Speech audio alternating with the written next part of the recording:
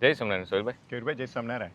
હવે તમે 6 દિવસની જે વાત કરી એની આમ ઓવરઓલ રૂપરેખા તો આપણને ખ્યાલ આવી ગઈ, પણ આપણો ડેલી જે કાર્યક્રમ છે એ સંતોએ કેવી રીતના ગોઠવ્યો છે? હા, એમાં પણ સંતોએ છે ને આ વખતે દર વખતના બ્રહ્મસત્ર કરતાં થોડો ચેન્જ કર્યો છે. બરાબર. બધા હરિભક્તોનો જે ફીડબેક હતો એને અનુસંધાને શરૂઆતમાં મહારાજનું ધ્યાન, પ્રભાત ફેરી વગેરે તો છે. મને એવું લાગે છે કે ષોડોપચાર પૂજન પણ હશે. હા, એક્ઝેક્ટલી. અને ત્યાર પછી પૂજ્યપાદ મહંત સ્વામીની સવારની ચિંતન કથા, જે રાજકોટમાં જેમ થાય છે તેમ. હા. ત્યાર પછી ગોષ્ઠીનો જે આયોજન છે એ બહુ સરસ છે. તમને તો ખ્યાલ જ છે ગોષ્ઠી વિશે, કે ગોષ્ઠીમાં 8 થી 10 ભક્તોનું ગ્રુપ હશે, એમાં એક સંત હશે, અને આજની કથા, આગલા દિવસોની કથાનું એ હરિભક્તો ડિસ્કશન કરશે. અને ત્યાર પછી કોઈને એમાં કંઈ પોતાની વીકનેસીસ હોય, સમજાયું ન હોય, કોઈ હરિભક્તો પાસે ખૂબ સારા એમાં ઇમ્પ્લિમેન્ટેશન આઈડિયાઝ હોય, સંતો એમાં શેર કરશે. એનું ગોષ્ઠીમાં સરસ આયોજન છે. તો દર વખતે ગોષ્ઠી જે સાંજના થતી એની બદલે સવારમાં થઈ ગઈ. યસ. અને થોડુંક ફોર્મેટ ચેન્જ છે. Way difference. બરાબર. પહેલાં કરતાં ઘણું ડિફરન્સ છે આ વખતે ગોષ્ઠીનું ફોર્મેટ. અને તમે જે કીધું એના ઉપરથી એમ લાગે છે કે આ ગોષ્ઠી જે છે એમાં ભક્તોએ કંઈક પૂર્વ તૈયારી કરીને પણ આવવું જોઈશે. સાચી વાત છે, બરાબર છે. અને હરિભક્તો એમાં આ જે બધા આપણે 6 દિવસની રૂપરેખા છે ને એના વિશે થોડો અભ્યાસ કરી, પોતાના મનમાં એને સંબંધી જો કંઈ પ્રશ્નો હોય એ પ્રશ્નોની તૈયારી કરી અને આવવાનું છે. અને એમના પ્રશ્નો સંતો દ્વારા સોલ્વ થશે કે હરિભક્તો દ્વારા પણ, બીજા હરિભક્તો દ્વારા પણ? સરસ પ્રશ્ન છે. સંતો દ્વારા તો ડેફિનેટલી એના આઈડિયાઝ મળવાના છે, અને હરિભક્તો પણ પોતાના અંગ પ્રમાણે એના ઉત્તર કરશે.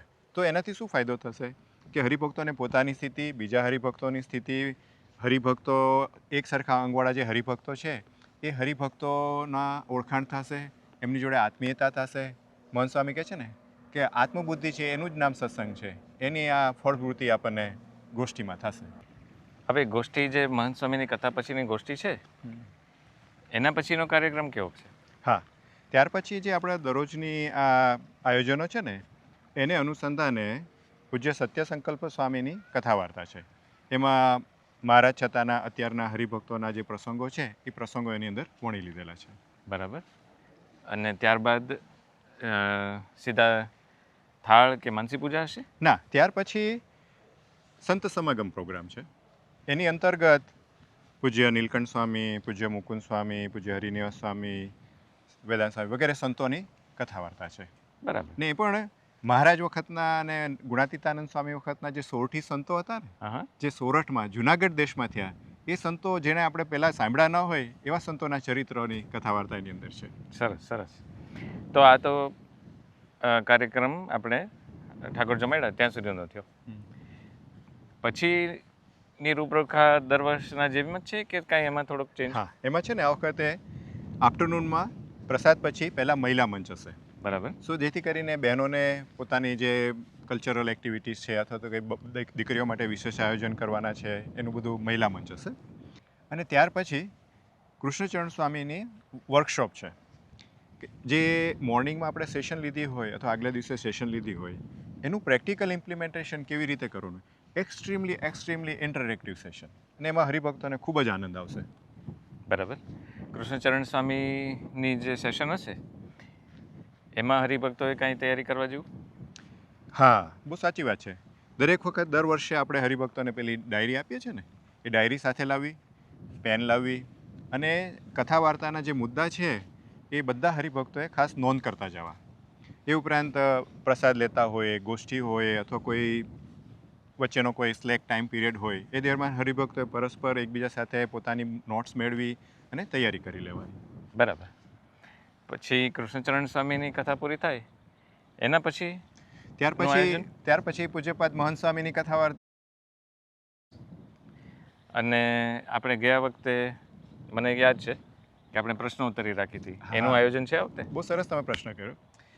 જેટલા પ્રશ્નો આપણે વધારે લાવીશું ને, અગેન રિલેવન્ટ પ્રશ્નો, જેટલા પ્રશ્નો રિલેવન્ટ હશે મહંત સ્વામીની કથા વાર્તામાં આપણે સ્વામીને પૂછીશું અને સ્વામીની પ્રત્યક્ષ હાજરીમાં એનું ઉત્તર, એનું નિરાકરણ થશે, તેનો ખૂબ જ આનંદ આવશે. તો ભક્તો એ પણ એક તૈયારી કરીને આવે? હા, પોતાના પ્રશ્નો તૈયાર કરીને આવે. દિવસ દરમિયાન કથા વાર્તા થઈ હોય એ વિષય ઉપર, અથવા તો અગાઉથી હા પોતાના આધ્યાત્મિક જીવનમાં જે પ્રશ્નો થતા હોય એક્ઝેક્ટલી મહંત સ્વામીના મુખે એનું નિરાકરણ થાય. યસ. તો આ વખતે યુથ માટે સંતોએ શું આયોજન કરેલું છે? હા, તમારો પ્રશ્ન સારો છે સોહિલભાઈ. સંતો જેમ લાસ્ટ યર એક્ટિવ હતા યુથને ઇન્વોલ્વ કરવા માટે, એવી રીતના આ વખતે પણ પૂજ્ય સંતે સંકલ્પ સ્વામી, પૂજ્ય વેદાંત સ્વામી, એ સંતો યુથની સેશન્સ ડેલી લેવાના છે. અને યુથ માટે ટોપિક્સ પણ એમને ડેલી જીવનમાં ઉપયોગી થાય એવા જ. બરાબર, એમની જોડે રેઝોનેટ થાય, એમને ઇમ્પ્લિમેન્ટેશનમાં મૂકી શકાય, if they like it that kind of. હા, બરાબર. જેમ કે ઇફેક્ટિવ કમ્યુનિકેશન કેવી રીતના કરવું. હા હા. અને આ તો એક ટોપિક છે, પણ એવા 5 દિવસના ટોપિક્સ બરાબર. છે.